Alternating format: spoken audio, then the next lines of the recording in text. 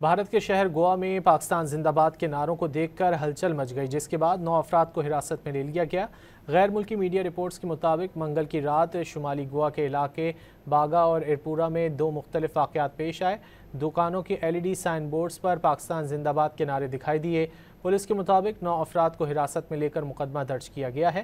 Police کا کہنا ہے کہ دونوں دکانداروں کو حراست میں لے کر LED بورڈز کو منقطع کر دیا۔ دونوں دکانداروں کے خلاف ملکی سالمیت کو خطرے میں ڈالنے کے جرم میں FIR درج کر لی گئی ہے۔ بھارت کے شہر گوا میں پاکستان زندہ باد کے نعروں کو دیکھ کر ہلچل مچ گئی، جس کے بعد 9 افراد کو حراست میں لے لیا گیا۔